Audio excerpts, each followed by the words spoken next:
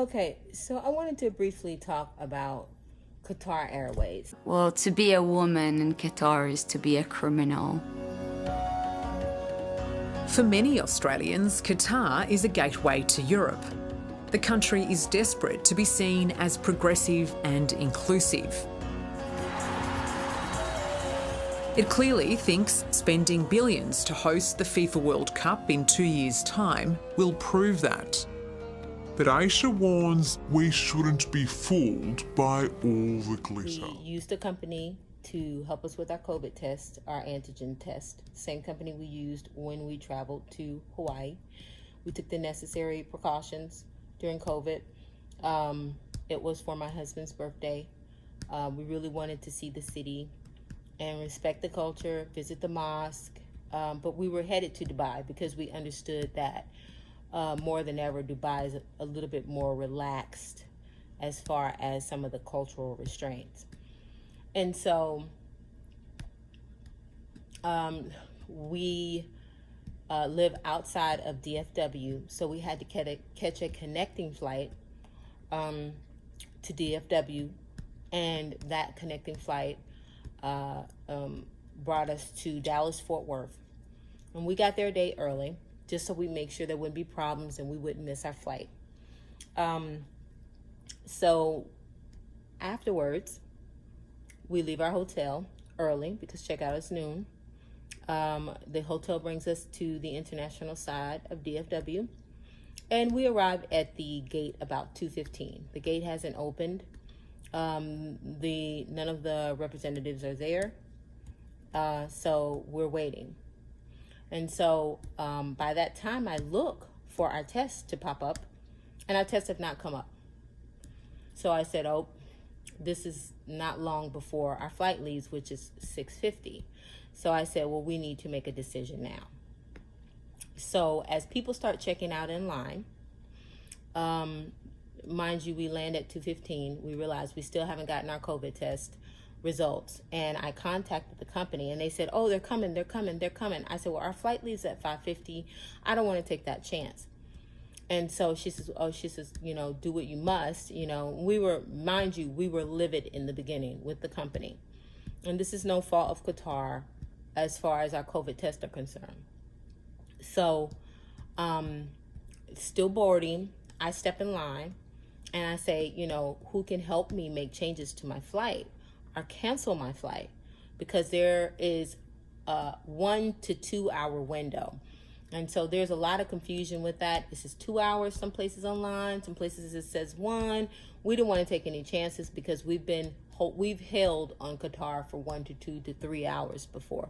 Like literally when we first booked our flights, they never even sent over our ticket. And so a day passed and I'm like, where's my itinerary? You took my money.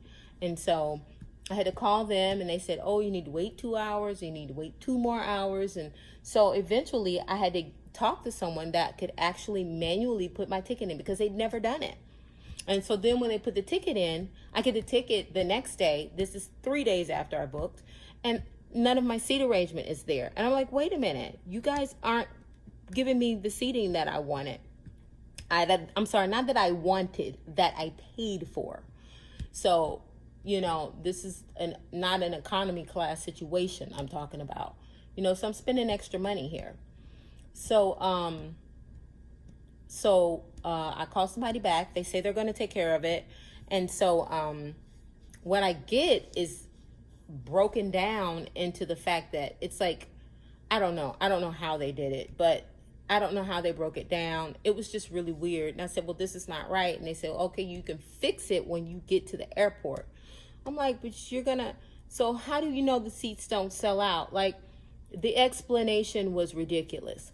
So, that we just never understood, and no one ever addressed it because no one still talks about it. I've asked over and over again. And then they say seat arrangements and seat upgrades are non-refundable. Well, it's a part of my ticket. So you separate that out so that you can make it non-refundable if the flight changes. So make a long story short, I went ahead and I went up and stepped up to the counter and I said, look, we need to cancel our flight.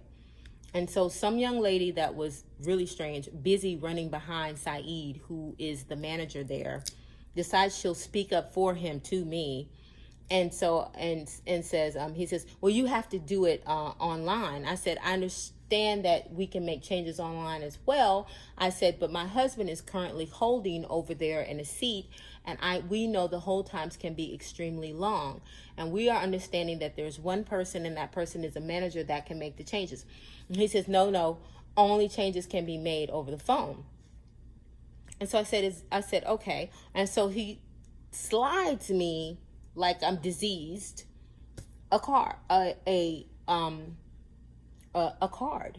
So I was like, okay. I was like, rude. I'm thinking to myself, rude. I was like, okay. So I take the card and I go sit down, and I tell my husband, I was like, that guy's on one. He's like, what happened? And I explained to him, I was like, he doesn't want to make changes, and he says that we have to do it over the phone. And he was like, well, he's like, I'm already been holding 45 minutes by that time. So time passed, and we're still sitting, we're watching people board, we're so, we're distraught, thinking, damn, we're really gonna miss our flight. I even made another call to the people that secured our test. Mind you, my husband is still on hold. So then it gets down to the wire, and I'm like, hey, I don't want them to play. And I was just thinking, they're going to play a funny game with us. And I don't want that. So I step back in line and I say, sir, I said, can I speak to the Saeed guy? I said, sir, I said, I really need your help. I said, my husband has been on hold.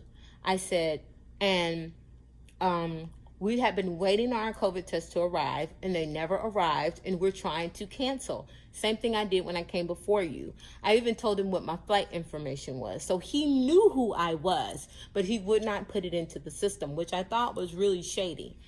So he goes, I can't help you right now. I said, why can't you help me right now? He says, oh, because I have other things to do. I said, well, is there another manager I can speak with? He said, I'm the only manager you can speak with right now. I said, okay. All right. And I said, so I don't want to miss the call. I don't want to miss the mark and then have someone say, oh, you called in late and you can't cancel your flight. I said, so there's absolutely nothing you can do to help me. And so he goes, I told you I can't help you. And I was like, I was shocked, and he was abrasive, and, it was very intimidating. The whole time his conversation was intimidating, dismissive, disrespectful. And there was another young lady that was the parent company, which they need to work on that, but that was actually came to me to console me because I was visibly upset because of the way he yelled at me, turned his back on me and then walked away from the counter. But I saw other people come up to the counter that were men. Some looked like they were probably from, they were in garb. He was a lot nicer to them. I'm not saying that means anything. I just know that he was nicer to men than he was to women. So, I was a little shaken. I was teary-eyed. And so, I didn't want to bust out crying. I'm like, shoot, And so I'm like, okay, so what do I do here? So a young lady comes over, she talks to me, and she says, I'm so sorry. She's like, I am so sorry he talked to you like that. And so she was like, it's just not right. I said, I know. And so apparently they went back and talked to another woman who's African, and she's the other manager. Well, that's what my husband. So after that happened, I went over to my husband and I told him what happened. And so by then the Saeed guy had come back out, and my husband was furious. So we're in DFW. Mind you, we caught a flight the day before, spent a night in a hotel, and came there and got there almost 5 hours early. When we realized our COVID tests weren't going to come and the company was not keeping up with their word, then we were like, oh, hey, let's cancel our flight. We had more than enough time. He was there. He could have done it with the stroke of it. He was the only person that could do it, so he says. And then my husband goes up to there. He gives me the phone, still holding. He goes to talk to him. Saeed turns around and takes off. Doesn't want to deal with my husband because he knew he had treated me like crap. I mean, this guy was super creepy. And then he spent the rest of the evening as we sat in the airport just staring at me. It was the weirdest thing ever. Creepy, just like creepy stare, you know? So it's like, okay, this dude's weird. So, you know, finally, my husband gets up there and he speaks to a woman. The woman says, you know, look, I'm going to come back. I'll take care of you guys. You know, just give me some time. You need to be patient. I'll do what I can. At that same moment, some guy comes over the phone. I ask him, I need to speak to a manager. Won't let me speak to a manager. Pull the calls.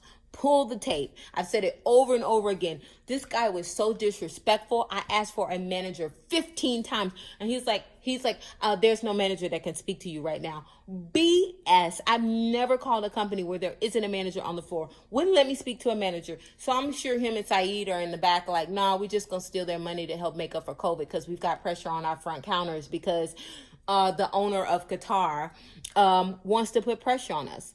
And bleed Americans. And so I'm like, okay, you know, what is this? Are they jealous no one wants to hang out in Doha and everybody wants to go to Dubai and spend their money? They're not getting any, you know, I don't know. But I know that most airlines are under pressure in order to make up for losses that they've incurred during COVID. So I got on the blogs and I got on the Consumer Reports and I looked at other places and I realized these people are so misogynistic that Qatar Airlines took a group of women from Australia off a plane because they found a baby in the bathroom and did evasive procedures on these women. These women are not from Qatar. They stopped the airport and examined people against their will with guns. It's something you don't hear about. It's something no one's talking about. And it gave me insight on why I was treated the way that I was, why he was so dismissive and he didn't wish to have a full conversation with me, why he turned his back on me, why he tossed a card at me. But when he realized he treated me that way and I told my husband, he was done too. And you know, my husband is a gentle giant. You know, we're good people. You know, I mean, you know, we don't go in and start drama, and all we ask is for them to do their job, right? We didn't blame or accuse them for anything, but that's what your policies are in place for. When you're here in America, you must abide to the rules. If you have flights coming out of America, there are rules and regulations. So I reached out to the Department of Transportation. I sent them an email. I signed up I sent some information for a complaint, all that information that I have. And, you know, it was just really strange to me that, you know, here it is in 2021. I could feel so belittled and degraded. And, you know, and then I watched a story about the Australian women in 2020 that were pulled off a plane with men with guns and told to get into an ambulance to be checked to see if they had this baby. So, I mean, you know, it was just really strange. And, you know, after that, after we got the guy on the phone, sorry, I'm sidetracked. After we got this gentleman on the phone, he wouldn't let me speak to a manager. And then he tells me that I'm 3 minutes late. That's right, folks. I was 3 minutes late. And those 3 minutes meant that I could not get a full refund and I could not change my flight unless I paid an extra $4,500 and then took a $400 deduction per ticket. That's right. They wanted to take they wanted $1,600 roughly. I think it was, it was $800. I'm sorry. It's something similar to that for our tickets, right? So that was the penalty. Altogether, that was the penalty. So it was almost one ticket. It was ridiculous. So, I mean, you know, it bothered me to the fact that, you know, here it is. These people knew who we were when they made it upstairs and they started calling our name. They knew who we were sitting out there in that lobby. And we only stayed out there because we wanted to make sure that they saw us, and they said, hey, these people are having COVID issues. There is a COVID guideline that all airlines have to follow. And if there is a COVID issue, which this was a COVID related issue that kept us from getting on the flight, there's nothing else that states, oh, if you don't do this and this doesn't come in, it's COVID related at the end of the day. Let me change my ticket. I'm well within the time frame. You just don't want to do it, because then you can not only take my money, but you can resell my seats, which I witnessed a woman walk up to the counter and he told her just 1 minute. I'm sure there are people that aren't going to make it on their flight. I forgot that part. And so he knew, the people that he was talking to knew, the people that were around us knew. And then when my husband spoke to the African woman, she said, okay, I'll go and I'll take care of you. Well, apparently he went back and told her, oh, no, the hell you're not. And so she goes upstairs and never comes back. They never come back down, and they never say they're going to help us. We literally got to the airport at 2:15 and we left at 10. And so we called the hotel that we had left, that we had dropped us off previously. We went back there. We got another room for the night, and we figured out a way to salvage a trip. And so we decided to go to Tulum. We went to Mexico. They're completely savage about how they handle it. If you're paying a premium to fly Qatar or fly Q Suite, the odds of you getting ripped off and not getting what you paid for are quite significant. It's going to be my title: Gender Discrimination. Gender Discrimination. It was really an interesting experience, because I'd had some conversations with friends who've been to Dubai and certain parts of that area, and they say, well, why would you want to go there? Do you know how they treat women? And so, one of the things that I was going to do there was to talk to women there, because now if you go out and look, they have all these women empowerment situations and entrepreneurial thing. And it's like, are these places really smoke screens? Like, what is the real deal here? And so, I realized that if you're flying anywhere to the Middle East or anywhere like that, you have to remember that if you are a woman, you are already a criminal. Women aren't deemed in the light. They are the lesser of the people there.